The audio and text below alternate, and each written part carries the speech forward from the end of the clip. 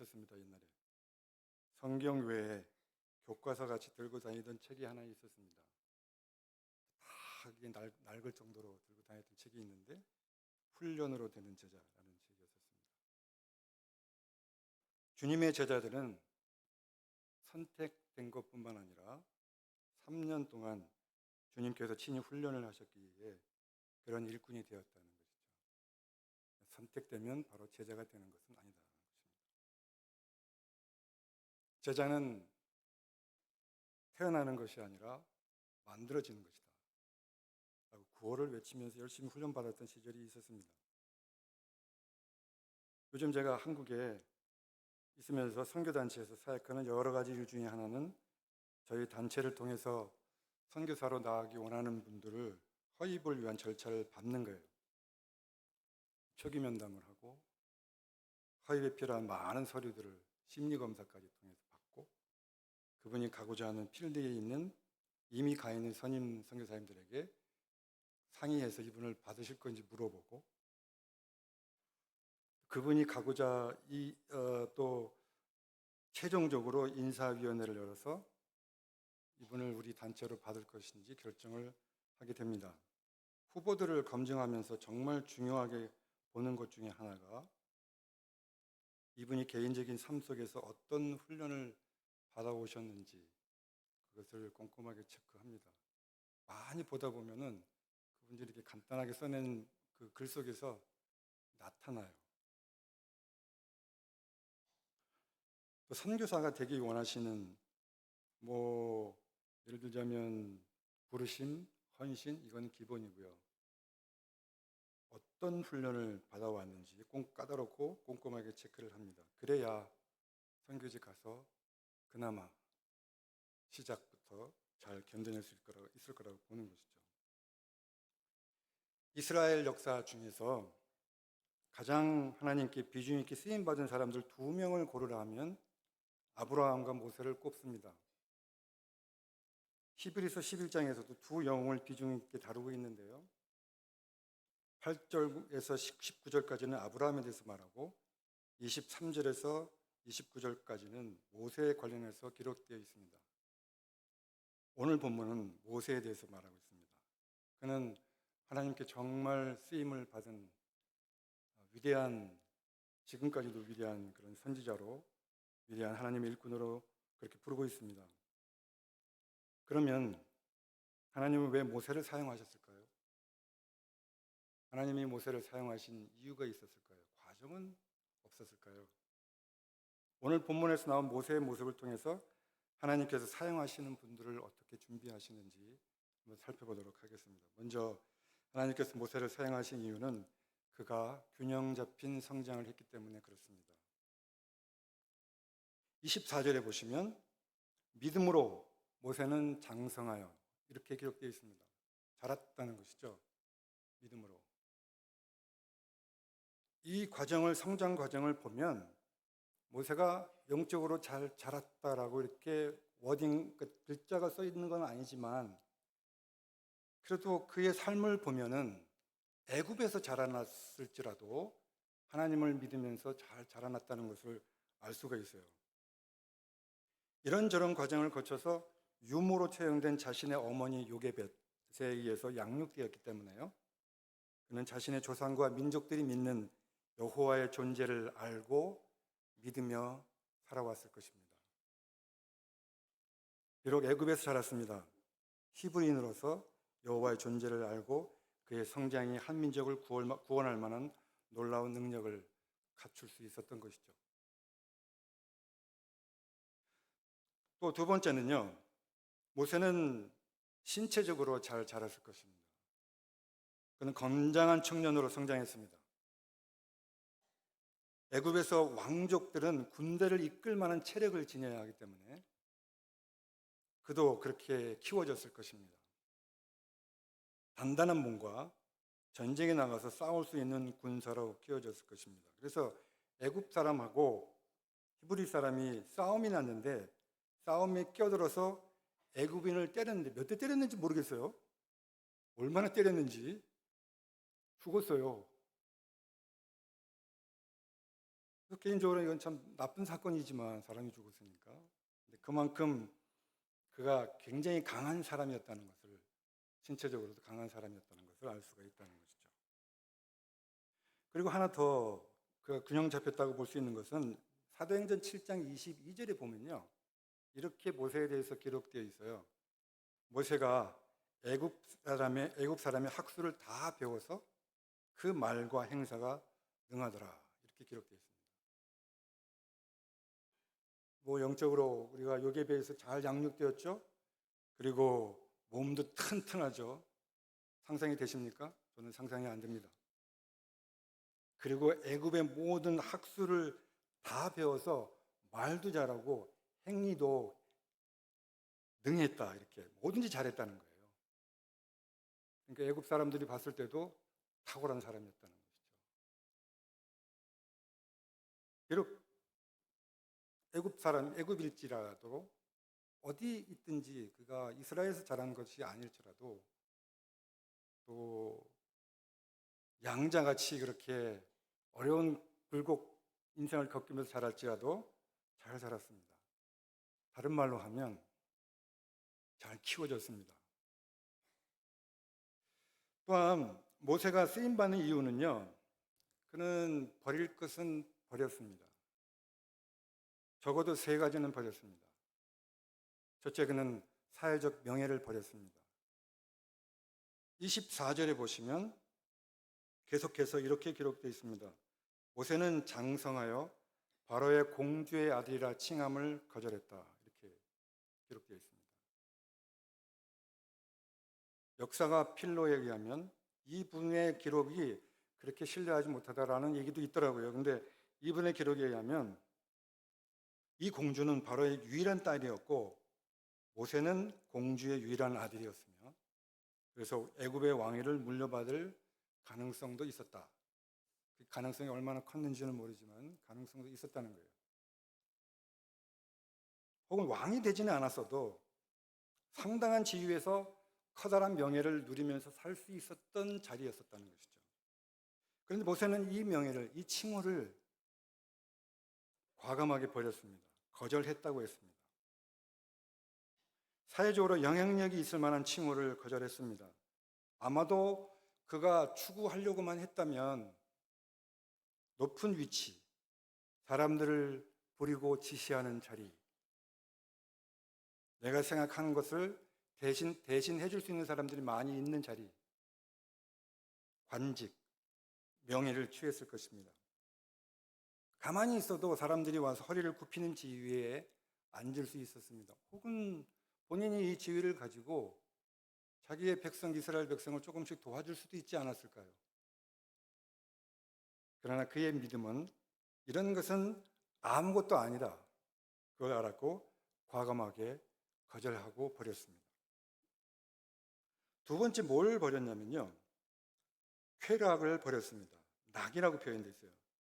25절에 보면 하나님의 백성과 함께 고난받기를 잠시 죄악의 낙을 누리는 것보다 더 좋아하고,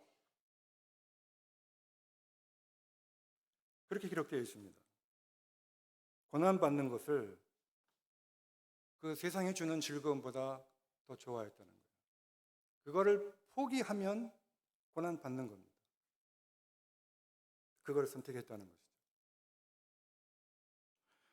우리 기독교인들, 성도들은 모두 즐겁게 사는 사람들이지 않습니까?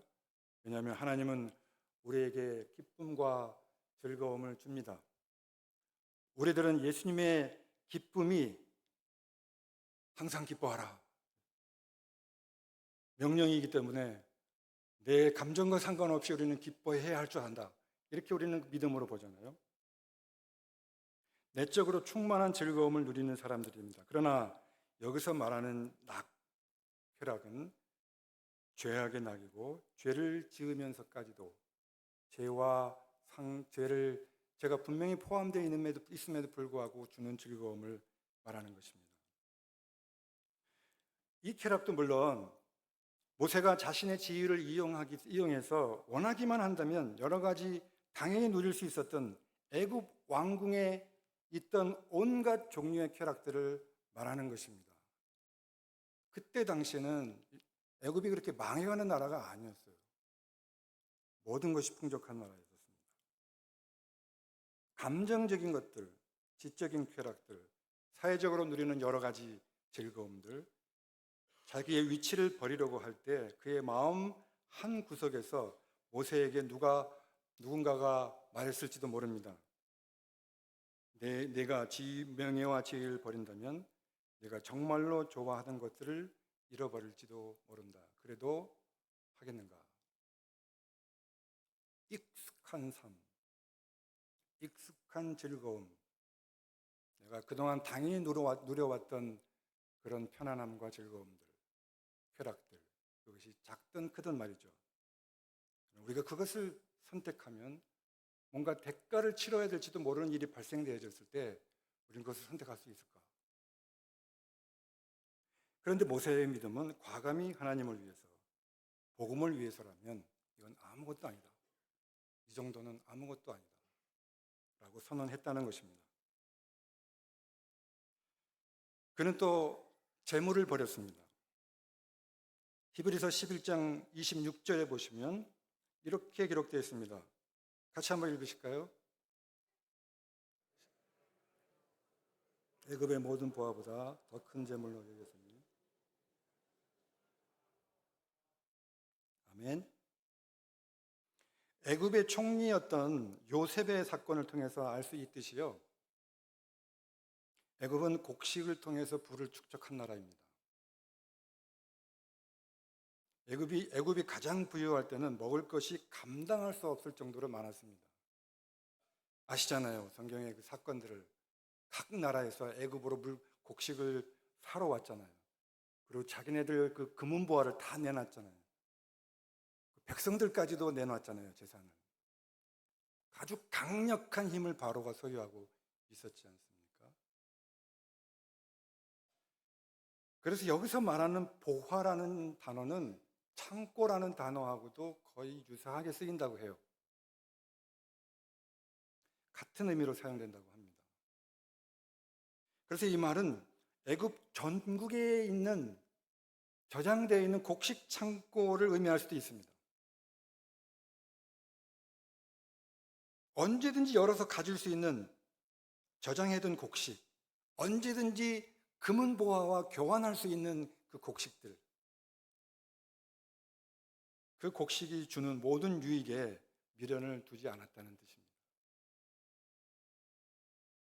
지금으로 말하자면요, 굳이 말하자면 이미 우리들이 확보한 재물들, 예금들, 부동산 등등 우리들이 언제든지 취할 수 있고 컨트롤할 수 있는, 조절할 수 있는 그것들을 의지하지 않았다는 뜻입니다.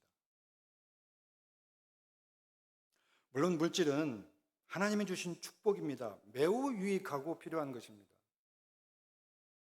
결혼을 앞둔 젊은 세대들이 결혼식을 준비하면서, 저도 그런 자녀들이 둘이 있어가지고요, 도움을 줄 수가 없어요. 결혼식을 준비하면서 이 돈에 대한 현타가 오나 봐요. 현타라는 말을 아십니까? 저도 한국 들어와서 배웠습니다. 돈이 없어서 결혼식을 못한다. 결혼을 하겠는데 결혼식을 못한다. 자녀들을 제대로 양육하려면 뭐가 제일 필요할까요? 뭐가 떠오르세요? 말씀 안 하셔도 돼요. 나이 든 세대는 노후를 걱정하지 않습니까? 뭐가 필요할까요? 말씀 안 하셔도 된다니까요. 다 재물과 관련이 있어요. 저축해야 하고 저장해야 하고 축적해놔야 합니다. 그것이 나의 안전과 나의 삶과 내가 하고 싶은 것들과 내가 미래를 꿈꿀 수 있는 어떤 베이스가 되준, 기초가 되준다고 생각하기 때문에 그렇습니다. 모세는 이렇게 쌓아놓은, 모아놓은 그 창고에 가득 차 있는 재물보다 고난받는 것을 더 좋아했다는 것입니다. 그것을 의지하지 않았다는 뜻입니다. 하나님께서 모세를 사용하신 또 다른 이유가 있습니다. 그것은 그가 버릴 것을 버렸지만 또 취할 것은 취했다는 것이죠. 즉 그는 고난을 두려워하지 않았고 자초했다 이렇게 얘기합니다. 선택한 거예요. 25절과 26절에 보면 도리어 하나님의 백성과 함께 고난받기를 잠시 죄악의 낙을 누리는 것보다 더 좋아하고 그리스도를 위하여 받는 수모를 애굽의 모든 보화보다 더 큰 재물로 여겼으니 이는 상 주심을 바라봅니다. 모세는 분명 하나님이 자기에게 예비해 놓으신 길을 쫓아가면 자신에게 큰 고난이 있을 것을 알았습니다. 정신적인 고통, 경제적인 어려움, 사람들에게 시달리는 아픔들, 사람과 사람 사이에서 겪는 그 표현할 수 없는 어려움들을, 혼란스러움들, 애매한 것들, 그것이 있을 거라는 것을 알았다는 것이죠. 그럼에도 불구하고 그는 고난을 선택했습니다. 모세는요, 불경건한 백성, 하나님이 보시기에도 불경건한 그 백성, 참 하나님이 없는 민족과 함께 거할 수도 있었습니다. 그런데 믿음으로 그는 그리스도를 위하여 받는 수모가 세속적인 조건들보다 영원히 더 가치가 있는 것을 깨달았고 알았습니다. 믿음으로 알았다고 표현합니다. 이와 같이 하나님이 준비하신 길을 따르는 사람들의 특징은 고난을 두려워하지 않고 하나님을 따르는 확신을 가지고 있다는 것이죠. 다윗도 시편에서 그렇게 고백을 했고요. 바울 사도도 고린도 후서에서 자세히 기록했습니다. 그가 어떤 고난을 당했는지. 베드로 사도는 베드로전서에서 우리들이 고난을 받기 위해서 부르심을 입었다. 이렇게까지 표현하고 있습니다. 일반적으로요, 사람들은 누구나 고난받는 것이 싫습니다. 불편한 것이 싫어요. 익숙한 것이 좋고 익숙함을 추구합니다. 가능하면 피하고 싶습니다. 그러나 모세는 적극적으로 고난을 선택했습니다.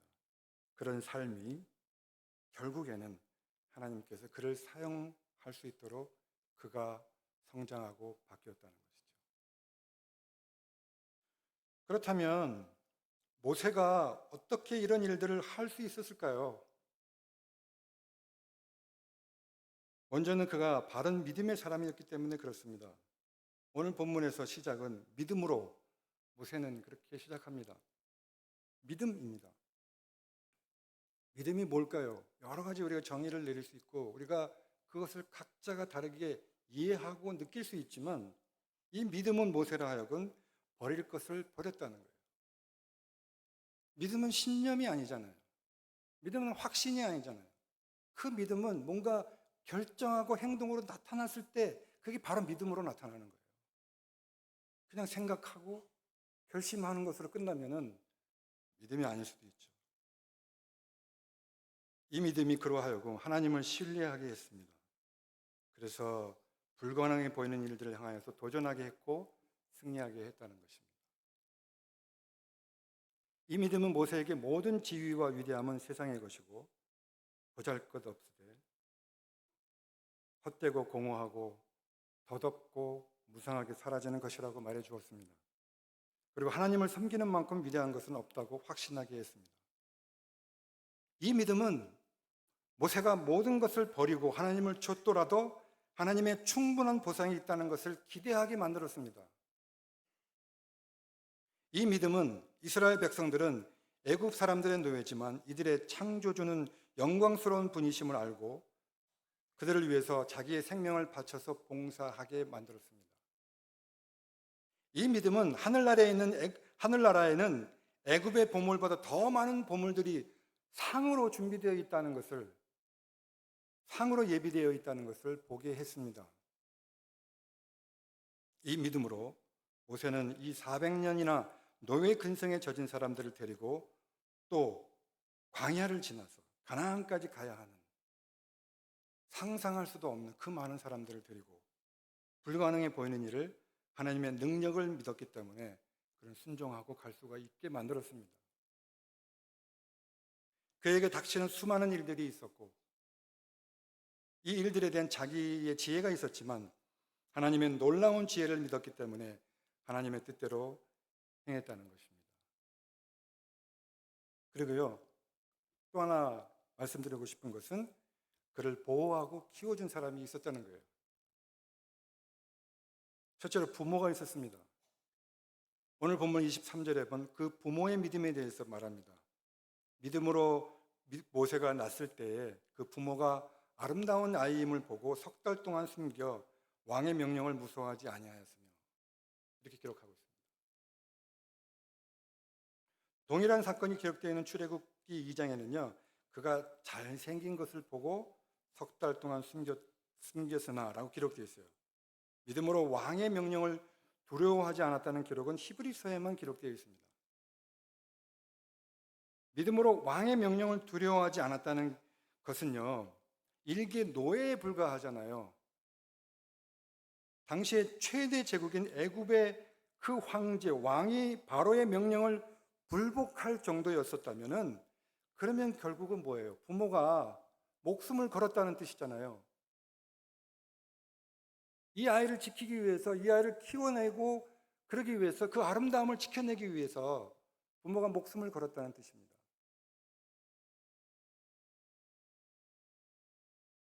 이렇게 모세는 목숨을 건 부모의 믿음으로 보호를 받으면서 살아남았습니다. 두 번째, 출애굽기 2장 4절에서 8절을 보면요, 모세의 누이가 등장합니다. 이 누이의 이름이 뭘까요? 미리암입니다. 나중에 아론과 함께 모세에게 반기를 들었다가 나병에 걸리기도 하죠. 오늘 모세가 강가에 버려졌을 때 따라다니면서 살펴보고 지켜보고 공주에게 연결해서 엄마인 요게벳이 유모로 갈 수 있도록 결정적인 역할을 한 사람이 바로 이 누이입니다. 그 누이의 미리암의 지켜봄과 보호가 있었다는 것이죠. 셋째로는 오늘 본문 24절에 등장하는 바로의 공주의 역할도 무시할 수가 없을 것 같습니다. 출애굽기 2장 5절에서 10절에 보면 나일 강가에서 발견한 히브리 아이를 물에서 구해내고 유모를 구하도록 비용을 지불하고 모세라는 이름을 지어준 사람입니다. 강에서 물에서 건져냈다는 뜻이잖아요. 부모의 입장에서 보면요, 저도 부모가 돼서 애들이 커보니까 아이들은 자라는 게 아니라 키워지는 건데, 최선을 다해서 키웠는데 자기가 혼자 큰 것 같이 행동하는 애들이 가끔 있어요. 억울하잖아요. 그 아이가 그런 달란트를 갖도록 기도하고, 그런 공부학위를 갖도록, 학력을 갖도록, 그런 지식을 갖도록 지원해주고 보호해주고 그렇게 했는데도 혼자 키 큰 것 같이 행동하고 안 알아줄 때는 저도 섭섭하더라고요.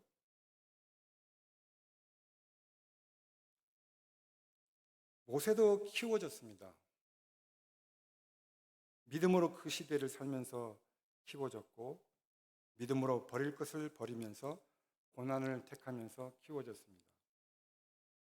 또한 다른 사람들의 믿음, 모세 스스로가 아니라 다른 사람들의 믿음을 통해서도 키워졌습니다. 그래서 모세가 존재할 수 있었고, 모세가 하나님의 큰 일꾼이 될 수가 있었다는 것입니다.